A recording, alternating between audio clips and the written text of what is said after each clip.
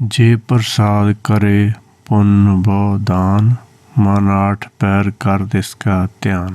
ਇੱਥੇ ਸਤਿਗੁਰ ਜੀ ਉਪਦੇਸ਼ ਕਰਦੇ ਹਨ ਕਿ ਜਿਸ ਦੀ ਕਿਰਪਾ ਦੁਆਰਾ ਤੂੰ ਸੰਸਾਰ ਵਿੱਚ ਪੁੰਨ ਦਾਨ ਕਰਦਾ ਹੈ, ਜੇ ਤੂੰ ਸਾਰਾ ਕੁਛ ਉਸ ਦਿੱਤਾ ਹੋਇਆ ਮੰਨ ਕੇ ਕਰੇਂਗਾ ਤਾਂ ਤੂੰ ਹੰਕਾਰ ਤੋਂ ਬਚ ਸਕਦਾ ਹੈ। ਇਸ ਕਰਕੇ ਤੂੰ ਅੱਠੇ ਪੈਰ ਉਸ ਵਿੱਚ ਧਿਆਨ ਰੱਖ, ਭਾਵ ਉਸ ਦੇ ਹੁਕਮ ਵਿੱਚ ਚੱਲ। ਜੇ ਪ੍ਰਸਾਦ ਤੂੰ ਆਚਾਰ ਵਿਵਹਾਰੀ, ਤਿਸ ਪ੍ਰਭ ਕੋ ਸਾਸ ਸਾਸ ਚਿਤਾਰੀ। ਜਿਸ ਦੀ ਕਿਰਪਾ ਨਾਲ ਸੰਸਾਰ ਵਿੱਚ ਤੇਰਾ ਆਚਾਰ ਵਿਵਹਾਰ, ਭਾਵ ਸੰਸਾਰ ਵਿੱਚ ਵਿਚਰਨ ਦਾ ਜੋ ਤੇਰਾ ਤਰੀਕਾ ਹੈ ਉਹ ਠੀਕ ਰਹਿੰਦਾ ਹੈ, ਤਿਸ ਪ੍ਰਭ ਨੂੰ ਸਾਸ ਸਾਸ ਭਾਵ ਹਮੇਸ਼ਾ ਹੀ ਉਸ ਨੂੰ ਚੇਤੇ ਰੱਖਣਾ ਚਾਹੀਦਾ ਹੈ, ਕਿਉਂਕਿ ਉਸ ਦੀ ਕਿਰਪਾ ਹੀ ਹੈ ਕਿ ਤੂੰ ਸੰਸਾਰ ਵਿੱਚ ਤੇਰਾ ਆਚਾਰ ਵਿਵਹਾਰ ਭਾਵ ਆਚਰਣ ਤੇ ਵਤੀਰਾ ਚੰਗਾ ਹੈ। ਜੇ ਪ੍ਰਸਾਦ ਤੇਰਾ ਸੁੰਦਰ ਰੂਪ, ਸੋ ਪ੍ਰਭ ਸਿਮਰੋ ਸਦਾ ਅਨੂਪ। ਜਿਸ ਦੀ ਕਿਰਪਾ ਦੁਆਰਾ ਤੇਰਾ ਸੁੰਦਰ ਰੂਪ, ਹੁਣ ਸੁੰਦਰ ਰੂਪ ਇਹ ਬਾਹਰੀ ਰੂਪ ਦੀ ਗੱਲ ਨਹੀਂ ਹੈ। ਚਲੋ ਜੇ ਕਿਸੇ ਨੇ ਬਾਹਰੀ ਮੰਨਣਾ ਤਾਂ ਬਾਹਰੀ ਵੀ ਮੰਨ ਸਕਦਾ ਹੈ, ਪਰ ਅਸਲੀ ਇਹ ਅੰਦਰਲਾ ਜਿਹੜਾ ਸਰੂਪ ਹੈ, ਦੇਹੀ ਗੁਪਤ, ਉਹਦੀ ਸੁੰਦਰਤਾ ਦੀ ਗੱਲ ਹੈ। ਸੋ ਉਸ ਪ੍ਰਭ ਨੂੰ ਜਿਹੜਾ ਅਨੂਪ ਹੈ ਸਦਾ ਹੀ ਸਿਮਰਨਾ ਚਾਹੀਦਾ ਹੈ, ਕਿਉਂਕਿ ਜੇ ਸਿਮਰਾਂਗੇ ਤਾਂ ਹੀ ਇਸ ਦੀ ਅਕਲ ਵਿੱਚ ਵਾਧਾ ਹੋ ਸਕਦਾ ਹੈ, ਇਸ ਦੇ ਗਿਆਨ ਵਿੱਚ ਵਾਧਾ ਹੋ ਸਕਦਾ ਹੈ। ਜਿਵੇਂ ਕਿ ਗੁਰਬਾਣੀ ਦਾ ਵਾਕ ਹੈ, ਰੂਪ ਤੇਰਾ ਅਗਮ ਹੈ, ਅਨੂਪ ਤੇਰਾ ਦਰਸਾਰਾ। ਭਾਵ ਜਿਹੜਾ ਤੇਰਾ ਰੂਪ ਵੀ ਹੈ, ਗਿਆਨ ਵਾਲਾ ਸਰੂਪ ਜਿਹੜਾ ਹੈ ਉਹ ਅਨੂਪ ਹੈ ਅਤੇ ਉਹ ਮਨ ਬੁੱਧੀ ਤੋਂ ਪਰੇ ਦੀ ਗੱਲ ਹੈ। ਜੇ ਪ੍ਰਸਾਦ ਤੇਰੀ ਨੇਕੀ ਜਾਤ, ਸੋ ਪ੍ਰਭ ਸਿਮਰ ਸਦਾ ਦਿਨ ਰਾਤ। ਜਿਸ ਦੀ ਕਿਰਪਾ ਕਰਕੇ ਤੇਰੀ ਬਹੁਤ ਹੀ ਸੁੰਦਰ ਭਾਵ ਤੈਨੂੰ ਮਨੁੱਖਾ ਦੇਹੀ ਮਿਲੀ ਹੈ, ਜਿਸ ਦੀ ਕਿਰਪਾ ਨਾਲ ਪਹਿਲੀਆਂ ਸਾਰੀਆਂ ਜੂਨਾਂ ਵਿੱਚ ਵੀ ਉਹ ਪ੍ਰਭ ਤੇਰੇ ਨਾਲ ਰਿਹਾ ਹੈ ਅਤੇ ਉਸ ਦੀ ਕਿਰਪਾ ਦ੍ਰਿਸ਼ਟੀ ਦੇ ਸਦਕਾ ਹੀ ਹੁਣ ਤੈਨੂੰ ਇਹ ਮਨੁੱਖਾ ਦੇਹੀ ਮਿਲੀ ਹੈ। ਜਿਵੇਂ ਕਿ ਗੁਰਬਾਣੀ ਦਾ ਬਚਨ ਹੈ, 84 ਲੱਖ ਜੂਨ ਪਾਈ, ਮਾਨਕ ਕੋ ਪ੍ਰਭ ਦੀ ਵਡਿਆਈ। ਸੋ ਇਹ ਤੇਰਾ ਅਵਸਰ, ਇਹ ਤੇਰੀ ਵਾਰ, ਘਟ ਹੀ ਭੀਤਰ ਦੇਖ ਵਿਚਾਰ।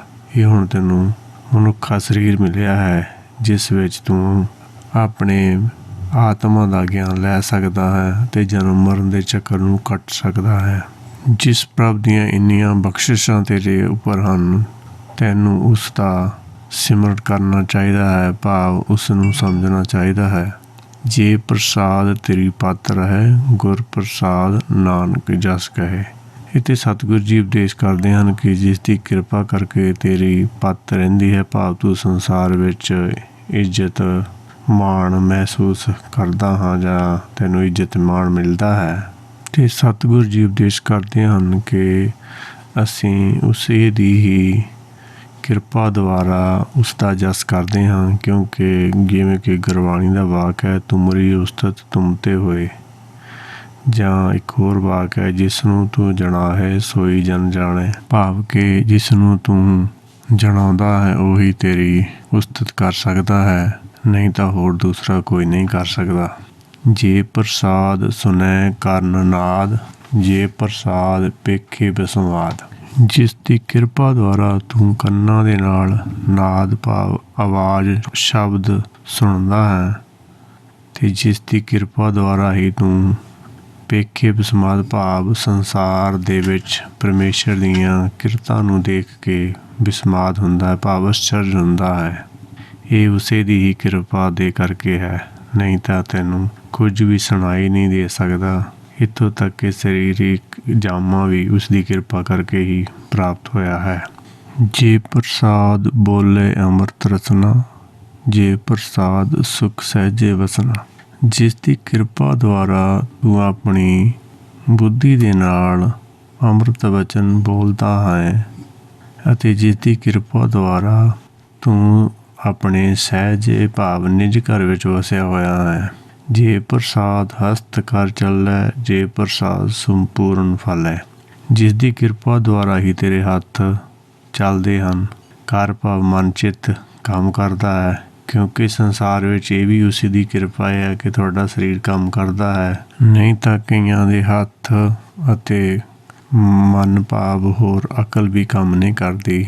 ਜੇ ਇਹ ਸਾਰਾ ਕੁਛ ਕੰਮ ਕਰਦਾ ਹੈ ਤੇ ਇਹ ਉਸ ਦੀ ਕਿਰਪਾ ਹੀ ਹੈ, ਉਸ ਦੀ ਹੀ ਮਿਹਰ ਹੈ ਤੇ ਇਹ ਉਸੇ ਦੀ ਹੀ ਕਿਰਪਾ ਹੈ ਜਿਸ ਦੇ ਨਾਲ ਤੈਨੂੰ ਸੰਪੂਰਨ ਫਲ ਭਾਵ ਇੱਕ ਤਾਂ ਸੰਸਾਰੀ ਕਈ ਵਾਰ ਇਹ ਹੈ ਕਿ ਤੁਸੀਂ ਸੰਸਾਰ ਵਿੱਚ ਗਿਆਨ ਲੈਂਦੇ ਹਾਂ ਤੇ ਉਹਦੇ ਕਰਕੇ ਤੁਹਾਡਾ ਨਾਮ ਇੱਜ਼ਤ ਹੁੰਦੀ ਹੈ। ਪਰ ਗੁਰਬਾਣੀ ਅਨੁਸਾਰ ਜਿਹੜਾ ਸੰਪੂਰਨ ਫਲ ਹੈ, ਜਿਵੇਂ ਕਿ ਗੁਰਬਾਣੀ ਦਾ ਵਾਕ ਹੈ, ਤਰਬਰ ਰੂਪੀ ਰਾਮ ਹੈ, ਫਲ ਰੂਪੀ ਬੈਰਾਗ, ਛਾਇਆ ਰੂਪੀ ਸਾਧ ਹੈ, ਜਿਨ ਤਜਿਆ ਬਾਦ ਵਿਵਾਦ। ਭਾਵ ਜਿਸ ਨੂੰ ਆਤਮਾ ਦਾ ਗਿਆਨ ਹੁੰਦਾ ਹੈ ਉਸ ਨੂੰ ਸੰਪੂਰਨ ਫਲ ਲੱਗਦੇ ਹਨ, ਜਿਹਨੂੰ ਗਿਆਨ ਪ੍ਰਾਪਤ ਹੋ ਜਾਵੇ ਆਪਣੀ ਆਤਮਾ ਦਾ। ਜੇ ਪ੍ਰਸਾਦ ਪਰਮ ਗਤ ਪਾਵੈ, ਜੇ ਪ੍ਰਸਾਦ ਸੁਖ ਸਹਿ ਸਮਾਵੇ। ਇੱਥੇ ਸਤਿਗੁਰੂ ਜੀ ਉਪਦੇਸ਼ ਕਰਦੇ ਕਿ ਜਿਸ ਦੀ ਕਿਰਪਾ ਦੁਆ ਕਰਕੇ ਹੀ ਤੂੰ ਪਰਮ ਗਤੀ ਪ੍ਰਾਪਤ ਕਰਦਾ ਹੈ ਜਾਂ ਪ੍ਰਾਪਤ ਕਰ ਸਕਦਾ ਹੈ, ਅਤੇ ਜਿਸ ਦੀ ਕਿਰਪਾ ਦੁਆਰਾ ਹੀ ਤੂੰ ਸ਼ਬਦ ਗੁਰੂ ਵਿੱਚ ਭਾਵ ਹੁਕਮ ਵਿੱਚ ਸਮਾ ਸਕਦਾ ਹਾਂ, ਅਤੇ ਤੈਨੂੰ ਉਸ ਧਿਆਨ ਧਰਨਾ ਚਾਹੀਦਾ ਹੈ, ਉਸ ਦਾ ਖਿਆਲ ਕਰਨਾ ਚਾਹੀਦਾ ਹੈ ਅਤੇ ਉਸ ਨੂੰ ਸਮਝਣ ਦੀ ਕੋਸ਼ਿਸ਼ ਕਰਨੀ ਚਾਹੀਦੀ ਹੈ। ਐਸਾ ਪ੍ਰਭ ਤਿਆਗ ਅਵਰ ਕਤ ਲਾਗੋ, ਗੁਰ ਪ੍ਰਸਾਦ ਨਾਨਕ ਮਨ ਜਾਗੋ। ਇਹੋ ਜਿਹੇ ਪ੍ਰਭ ਨੂੰ ਤੂੰ ਤਿਆਗ ਕੇ ਹੋਰ ਦੂਸਰੇ ਕੰਮਾਂ ਵਿੱਚ ਲੱਗ ਰਿਹਾ ਹੈ, ਕਿਉਂਕਿ ਜੇ ਤੂੰ ਦੂਸਰੇ ਕੰਮਾਂ ਨੂੰ ਛੱਡ ਕੇ ਪ੍ਰਭ ਨੂੰ ਸਮਝਣ ਵਿੱਚ ਲੱਗੇਗਾ ਤਾਂ ਤੇਰਾ ਮਨ ਜਾਗ ਸਕਦਾ ਹੈ। ਜਿਵੇਂ ਕਿ ਗੁਰਬਾਣੀ ਦਾ ਵਾਕ ਹੈ, ਸਿਮਰ ਸਿਮਰ ਸੋਇਆ ਮਨ ਜਾਗਾਈ। ਭਾਵ ਜਿਵੇਂ ਜਿਵੇਂ ਆਪਾਂ ਗੁਰਬਾਣੀ ਨੂੰ ਸਮਝਦੇ ਹਾਂ, ਉਸ ਦੇ ਉਪਦੇਸ਼ ਨੂੰ ਮੰਨ ਕੇ ਉਸ 'ਤੇ ਚੱਲਦੇ ਹਾਂ ਅਤੇ ਤਿਵੇਂ ਤਿਵੇਂ ਮਨ ਜਿਹੜਾ ਇਹ ਜਾਗਦਾ ਹੈ। ਜੇ ਪ੍ਰਸਾਦ ਤੂੰ ਪ੍ਰਗਟ ਸੰਸਾਰ, ਤਿਸ ਪ੍ਰਭ ਕੋ ਮੂਲ ਨਾ ਮਨੋ ਵਿਸਾਰ। ਹੁਣ ਇੱਥੇ ਸਤਿਗੁਰੂ ਜੀ ਉਪਦੇਸ਼ ਕਰਦੇ ਹਨ ਕਿ ਜਿਸ ਦੀ ਕਿਰਪਾ ਦੁਆਰਾ ਤੂੰ ਸੰਸਾਰ ਵਿੱਚ ਪ੍ਰਗਟ ਹੈ, ਇਹੋ ਜਿਹੇ ਪ੍ਰਭ ਨੂੰ ਤੈਨੂੰ ਮੂਲ ਵੀ ਮਨੋਂ ਵਿਸਾਰਨਾ ਨਹੀਂ ਚਾਹੀਦਾ ਹੈ। ਹੁਣ ਇੱਥੇ ਸਮਝਣ ਵਾਲੀ ਗੱਲ ਹੈ ਕਿ ਪ੍ਰਗਟ ਸੰਸਾਰ ਦਾ ਮਤਲਬ ਕੀ ਹੈਗਾ, ਕਿਉਂਕਿ ਜਿਹੜਾ ਇਹਦਾ ਮਨ ਚਿੱਤ ਹੈਗਾ, ਜੋ ਬ੍ਰਹਮੰਡੇ ਸੋਈ ਪਿੰਡੇ, ਜੋ ਖੋਜੇ ਸੋ ਪਾਵੇ, ਪੀਪਾ ਪ੍ਰਣਵੈ ਪਰਮ ਤਤ ਹੈ, ਸਤਿਗੁਰ ਹੋਏ ਲਿਖਾਵੇ। ਕਿਉਂਕਿ ਜਿਹੜਾ ਬ੍ਰਹਮੰਡ ਵਿੱਚ ਸੀ, ਭਾਵ ਬ੍ਰਹਮ ਜਮਾ ਅੰਡ, ਜਿਹੜਾ ਬ੍ਰਹਮ ਜਿਹੜਾ ਹੈਗਾ ਸੀ ਉਹ ਤਾਂ ਉਹਦਾ ਹਿੱਸਾ ਜਿਹੜਾ ਜਿੱਧਰ ਸੱਚ ਸੀਗਾ, ਭਾਵ ਸ਼ੁੱਧ ਮਨ ਹੈਗਾ ਜਾਂ ਸ਼ੁੱਧ ਚਿੱਤ ਕਹਿ ਲਓ, ਪਰ ਜਿਹੜਾ ਅਗਿਆਨਤਾ ਵਾਲਾ ਹਿੱਸਾ ਉਹਨੂੰ ਅੰਡ ਕਹਿੰਦੇ ਹਨ।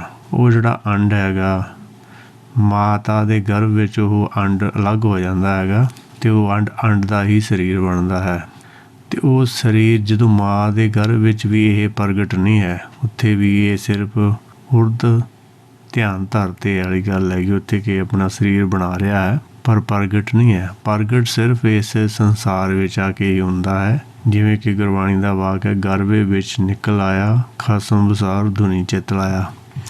ਜਦੋਂ ਗਰਭ ਤੋਂ ਬਾਹਰ ਆਉਂਦਾ ਹੈ ਮਾਤਾ ਦੇ ਤੋਂ, ਅਤੇ ਫਿਰ ਇਹ ਸੰਸਾਰ ਵਿੱਚ ਵਿਚਰਦਾ, ਉਦੋਂ ਇਹ ਪ੍ਰਗਟ ਹੈ, ਮਨ ਦੇ ਤੌਰ 'ਤੇ ਪ੍ਰਗਟ ਹੈ ਜਦੋਂ ਸਰੀਰ ਧਾਰਨ ਕਰਦਾ ਹੈ। ਨਹੀਂ ਤਾਂ ਹੋਰ ਦੂਸਰੇ ਦੋ ਯੁੱਗ ਤ੍ਰੇਤਾ ਅਤੇ ਦੁਆਪਰ ਵਿੱਚ ਨਹੀਂ ਪ੍ਰਗਟ, ਇਹ ਸਿਰਫ ਪ੍ਰਗਟ ਇਹ ਕਲਯੁੱਗ ਵਿੱਚ ਹੀ ਹੈ ਜਾਂ ਮਾਤਲੋਕ ਵਿੱਚ ਹੈ। ਅਤੇ ਅੱਗੇ ਹੈ ਕਿ ਜੇ ਪ੍ਰਸਾਦ ਤੇਰਾ ਪ੍ਰਤਾਪ, ਰੇ ਮਨ ਮੂੜ ਤੂੰ ਤਾਕੋ ਜਾਪ।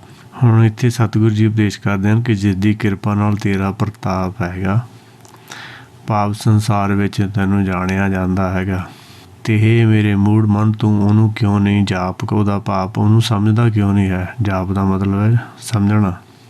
ਜੇ ਪ੍ਰਸਾਦ ਤੇਰੇ ਕਾਰਜ ਪੂਰੇ, ਤਿਸੇ ਜਾਨ ਮਨ ਸਦਾ ਹਜੂਰੇ। ਜਿਸ ਦੀ ਕਿਰਪਾ ਨਾਲ ਤੇਰੇ ਸਾਰੇ ਕਾਰਜ ਪੂਰੇ ਹੁੰਦੇ ਹਨ ਅਤੇ ਉਸ ਨੂੰ ਸਦਾ ਹੀ ਆਪਣੇ ਅੰਗ ਸੰਗ ਸਮਝ, ਕਿਉਂਕਿ ਉਸ ਤੋਂ ਬਗੈਰ ਤੇਰਾ ਕਾਰਜ ਜਿਹੜਾ ਹੈਗਾ, ਜਿਹੜਾ ਸੱਚ ਦੇ ਗਿਆਨ ਨੂੰ ਸਮਝਣਾ, ਆਤਮ ਗਿਆਨ ਨੂੰ ਸਮਝਣਾ ਪੂਰਾ ਨਹੀਂ ਹੋ ਸਕਦਾ। ਕਿਉਂਕਿ ਗੁਰਬਾਣੀ ਦਾ ਵਾਕ ਹੈ, ਸਤਿਗੁਰ ਤੇ ਨਾਮ ਪਾਇਆ ਜਾਏ। ਜਿਹੜਾ ਨਾਮ ਗਿਆਨ ਸੱਚ ਦਾ ਜਿਹੜਾ ਗਿਆਨ ਮਿਲਣਾ ਹੈ ਉਹ ਸਤਿਗੁਰ ਤੋਂ ਹੀ ਮਿਲਣਾ ਹੈ, ਆਪਣੇ ਮੂਲ ਤੋਂ ਹੀ ਮਿਲਣਾ ਹੈ।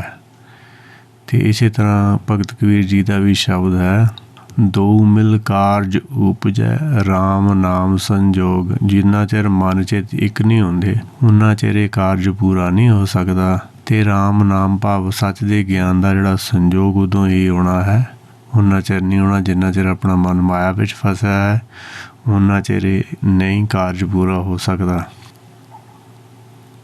ਜੇ ਪ੍ਰਸਾਦ ਤੂੰ ਪਾਵੈ ਸਾਚ, ਰੇ ਮਨ ਮੇਰੇ ਤੂੰ ਤਾਸਿਓ ਰਾਜ।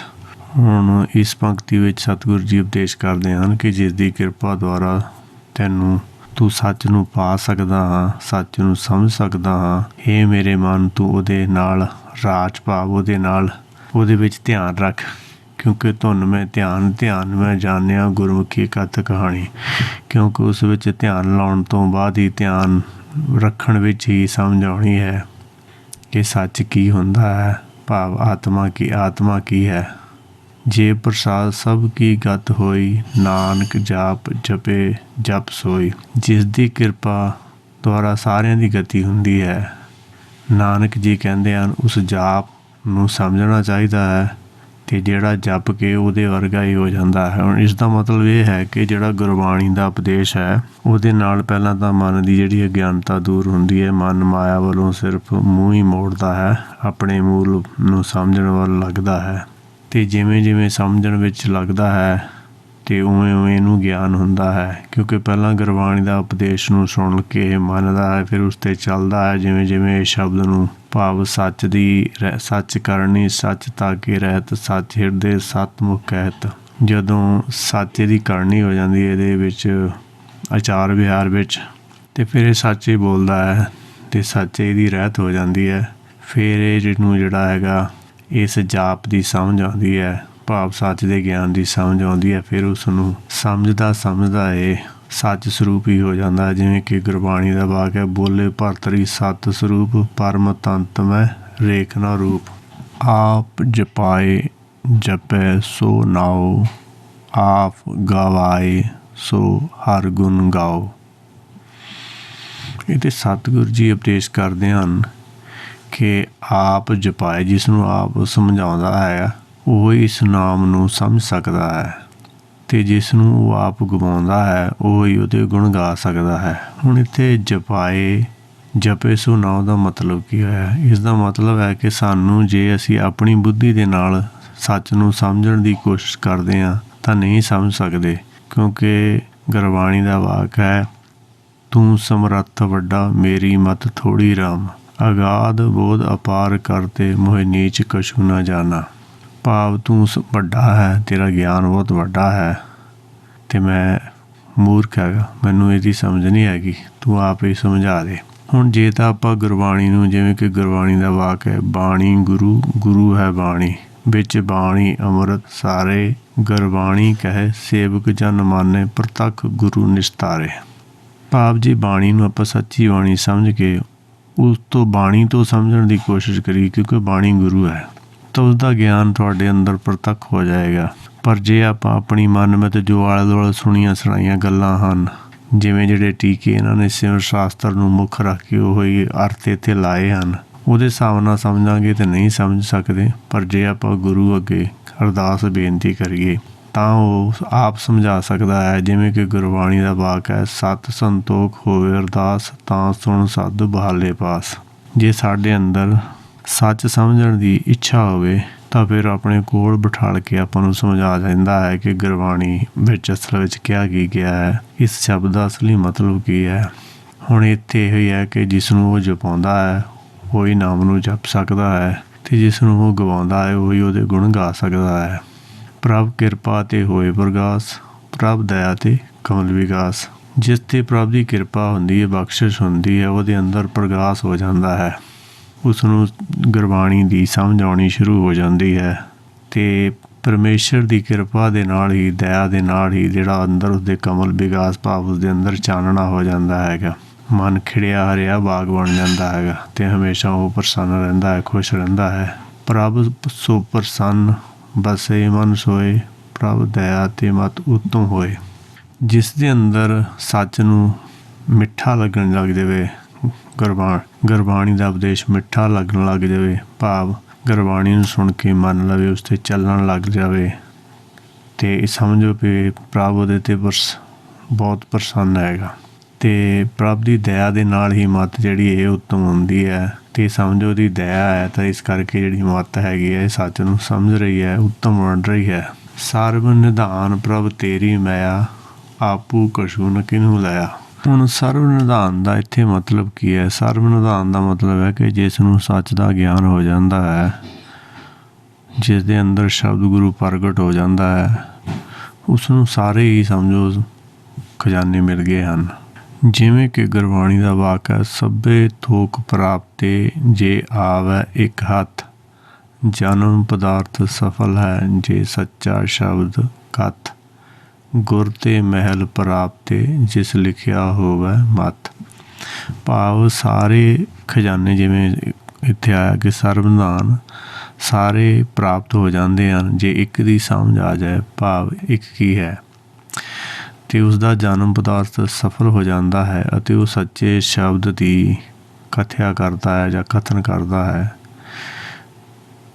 ਗੁਰ ਤੇ ਮਹਿਲ, ਫਿਰ ਉਸ ਨੂੰ ਗਿਆਨ ਦੇ ਨਾਲ ਜਿਹੜਾ ਸੱਚੇ ਮਹਿਲ ਪ੍ਰਾਪਤ ਹੋ ਜਾਂਦੇ ਹਨ, ਜਿਸ ਨੇ ਆਪਣੇ ਹਿਰਦੇ ਵਿੱਚ ਇਸ ਸੱਚ ਦੇ ਗਿਆਨ ਨੂੰ ਲੈਣ ਲਈ ਆਪਣਾ ਧਿਆਨ ਲਾਇਆ ਹੋਵੇ, ਭਾਵ ਜਿਸ ਦੇ ਅੰਦਰ ਇੱਕ ਇੱਛਾ ਹੋਵੇ ਸੱਚ ਨੂੰ ਸਮਝਣ ਦੀ। ਜਿਵੇਂ ਕਿ ਗੁਰਬਾਣੀ ਦਾ ਵਾਕ, ਏਕ ਆਸ ਰਾਖੋ ਮਨ ਮਾਹੇ, ਸਰਬ ਰੋਗ ਨਾਨਕ ਮਿਟ ਜਾਏ।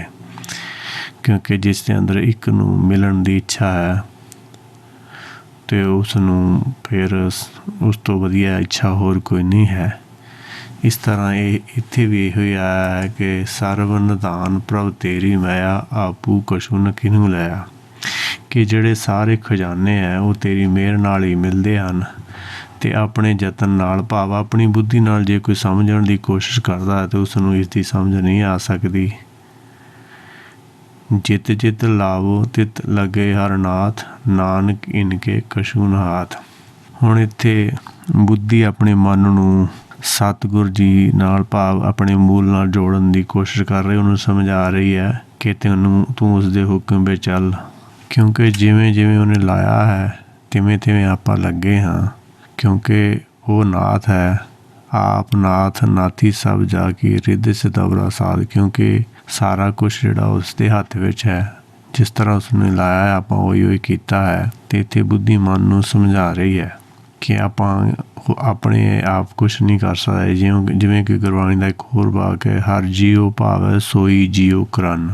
ਭਾਵ ਜਿਸ ਤਰ੍ਹਾਂ ਦਾ ਪਰਮੇਸ਼ਰ ਨੂੰ ਜਾਂ ਆਪਣੇ ਮੂਲ ਨੂੰ ਚੰਗਾ ਲੱਗਦਾ ਹੈ, ਉਸੇ ਤਰ੍ਹਾਂ ਹੀ ਜਿਹੜੇ ਜੀਵ ਕਰਦੇ ਹਨ। ਅਤੇ ਆਪਣੇ ਹੱਥ ਵਿੱਚ ਕੁਛ ਨਹੀਂ ਹੈ, ਅਤੇ ਇਸ ਕਰਕੇ ਬੇਨਤੀ ਕਰਦੀ ਹੈ ਕਿ ਤਨ ਮਨ ਧਨ ਸਭ ਸੌਂਪ, ਗੁਰ ਕੋ ਹੁਕਮ ਮੰਨੀਏ ਪਾਈਏ। ਭਾਵ ਜੇ ਆਪਾਂ ਉਸਦੇ ਹੁਕਮ ਵਿੱਚ ਚੱਲਾਂਗੇ ਤਾਂ ਆਪਾਂ ਨੂੰ ਸੱਚ ਦਾ ਗਿਆਨ ਹੋ ਸਕਦਾ ਹੈ। ਜਿਵੇਂ ਕਿ ਭਗਤ ਕਬੀਰ ਜੀ ਦਾ ਸ਼ਬਦ ਹੈ, ਪ੍ਰਭ ਕਰਨ ਕਰਾਵਣ ਹਾਰੀ, ਕਿਆ ਚੇਰੀ ਹਾਥ ਵਿਚਾਰੀ, ਸੋਈ ਸੋਈ ਜਾਗੀ, ਜਿਤ ਲਾਈ ਤਿਤ ਲਾਗੀ। ਭਾਵ ਕਿ ਜਿਹੜਾ ਕਰਨ ਕਰਾਉਣ ਵਾਲਾ ਤਾਂ ਪ੍ਰਭ ਹੈ, ਤਾਂ ਚੇਰੀ ਦੇ ਹੱਥ ਵਿੱਚ ਤਾਂ ਕੁਝ ਵੀ ਨਹੀਂ ਹੈ। ਅਤੇ ਜਦੋਂ ਬੁੱਧੀ ਸੋਈ ਸੋਈ ਜਾਗਦੀ ਹੈਗੀ ਆ, ਤਾਂ ਫਿਰ ਉਸਨੂੰ ਇਸ ਚੀਜ਼ ਦੀ ਸਮਝ ਆਉਂਦੀ ਹੈ ਕਿ ਜਿਵੇਂ ਉਹਦਾ ਹੁਕਮ ਸੀ, ਜਿਵੇਂ ਕਿ ਗੁਰਬਾਣੀ ਦਾ ਵਾਕ ਹੈ, ਜਿਉਂ ਜਿਉਂ ਤੇਰਾ ਹੁਕਮ ਤਿਵੇਂ ਤਿਵ ਹੋਵਣਾ, ਜੈ ਜੈ ਰੱਖੇ ਆਪ ਤੇ ਜਾਇ ਖੜੋਵਣਾ। ਫਿਰ ਸਮਝ ਲੱਗਦੀ ਹੈ ਕਿ ਭਾਵ ਜਿਵੇਂ ਜਿਵੇਂ ਉਹਦਾ ਹੁਕਮ ਸੀ ਆਪਾਂ ਉਵੇਂ ਉਵੇਂ ਕੀਤਾ ਹੈ, ਅਤੇ ਆਪਣੇ ਹੱਥ ਵਿੱਚ ਤਾਂ ਕੁਛ ਨਹੀਂ ਹੈ, ਸਾਰਾ ਕੁਛ ਹੁਕਮ ਵਿੱਚ ਹੁੰਦਾ ਹੈ। ਜਿਵੇਂ ਕਿ ਗੁਰਬਾਣੀ ਦਾ ਇੱਕ ਹੋਰ ਵਾਕ ਹੈ,